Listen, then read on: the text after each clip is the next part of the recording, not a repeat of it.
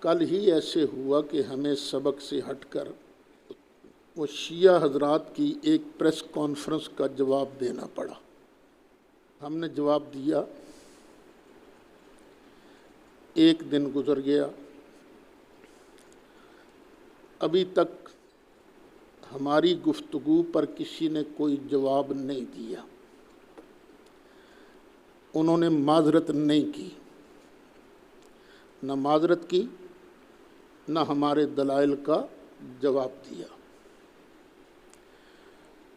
تو ہم پاکستان کو کھلواڑستان نہیں بنانا چاہتے، ہم نہیں چاہتے کہ یہاں پر غلط فہمی میں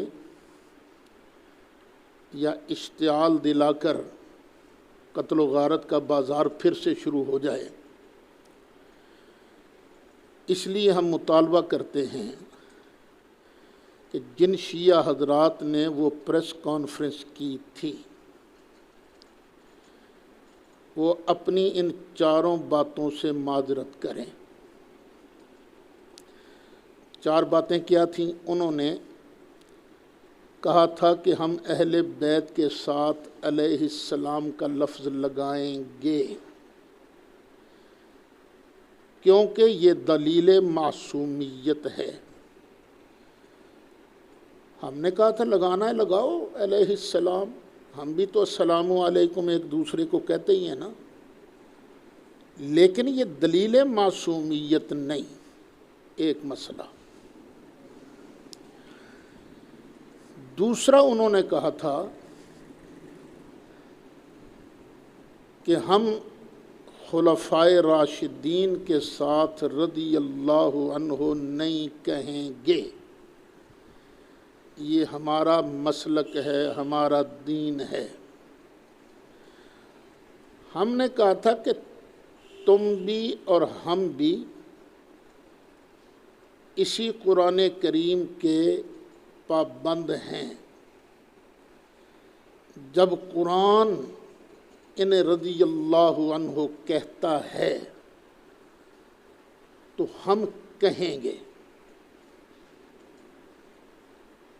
کوئی مائی کا لال ہمیں ابو بکر صدیق، عمر فاروق، عثمان غنی، علی مرتضیٰ کے ناموں کے ساتھ، تمام صحابہ کرام کے ناموں کے ساتھ، ابو بکر صدیق سے لے کر حضرت امیر معاویہ تک جتنے صحابہ ہیں، کوئی ہمیں ان کے ساتھ لفظ رضی اللہ عنہ کہنے سے نہیں روک سکتا۔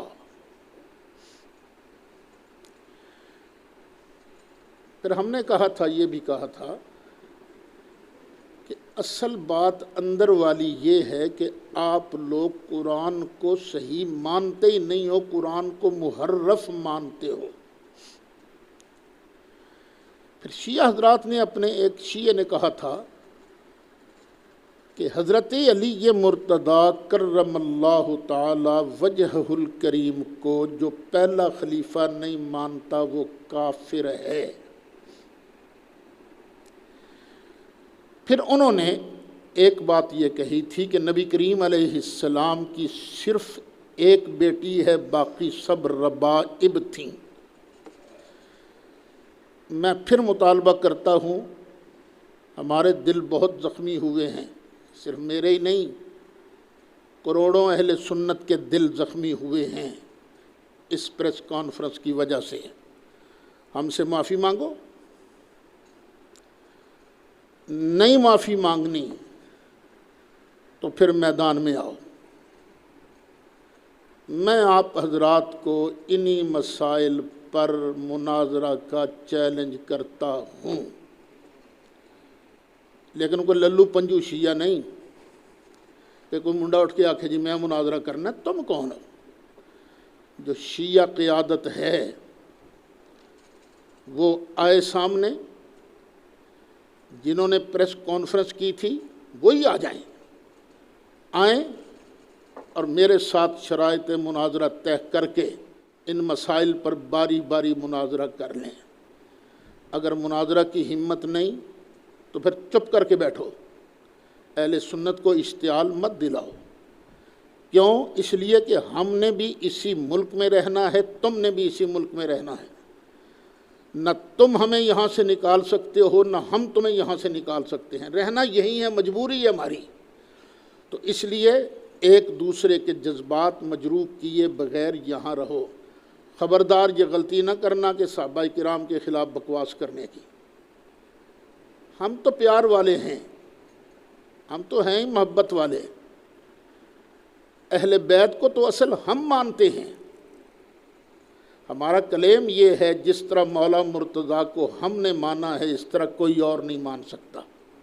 ہم بالکل حق اور سچ، بالکل توازن کے ساتھ مولا علی کا مرتبہ مانتے ہیں۔ تم لوگ زیادتی کرتے ہو، حد سے غلو کرتے ہو، تم تو صرف 12 کو مانتے ہو، ہم صرف 12 کو تو نہیں مانتے۔ تم کیسے محب اہل بیت ہو؟ صرف 12 کو مانتے ہو، باقیوں کو کیوں نہیں مانتے؟ ہم تو سب کو ماننے والے ہیں نا، ہم تو سب کے اقراری ہیں، سب کا احترام کرنے والے ہیں۔ بلکہ آج بھی کوئی سید زادہ چھوٹی عمر کا ہی کیوں نہ آ جائے تو ہمارے دل میں تو اس کے لیے بھی احترام ہوتا ہے۔ اس لیے مہربانی کرو، یا بندے دے پتر بن جاؤ، نہیں تو پھر میدان مناظرہ سے جا کے دیکھ لو۔